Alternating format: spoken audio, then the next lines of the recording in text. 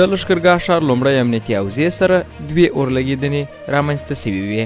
نن چهارشنبه د هلمند ولایت په مرکز لښکرګاه ښار کې د لومړی امنیتي حوزې د عمري د تیلو پمپ سره په یوه دوکان کې اورلګېدنه رامنځته سوې وه. دوهمه اورلګېدنه تېره شپه د همدې حوزې د منار چوک سره د نصیب الله په نوم د یو کس په دوکان کې رامنځته سوې وه. په یادو 2 پیښو کې شاوخوا 1,90,000 افغانۍ زیان رسېدلی. د یادونې وړ ده چې دواړې اورلګېدنې د بې احتیاطۍ له امله رامنځته سوي دي. په ننګرهار ولایت کې د زیتونو د 40,800 ونو د پالنې هڅې پیل سوې.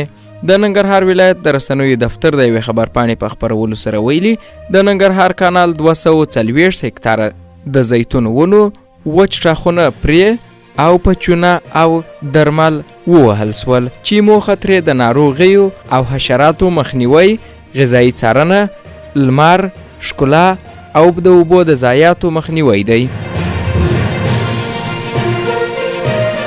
د افغانستان لپاره د روسیې ځانګړی استازی زمیر کابلوف پاکستان ته تللی.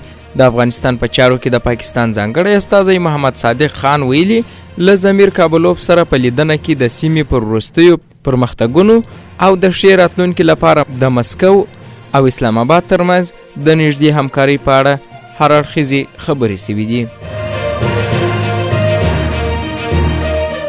راشد خان لومړی افغان لوبغاړی دی چې تر دمګړی کرکټ کې 1500 کسان سوځولي. هغه د نړۍ په بیلابیلو لیګونو کې لوبیږي او لومړی افغان دی چې د جنوبي افریقا په تجارتي لیګ کې د یوې لوبډلې کپټاني او مشري کوي.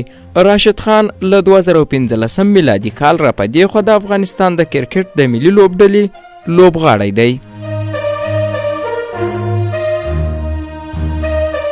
اردوغان وایي ترکیه ناټو کې د سویډن د غړیتوب ملاتړ نه کوي. د ترکیه ولسمشر رجب طیب اردوغان وایي انقره به په ناټو کې د سویډن د غړیتوب ملاتړ ونه کړي.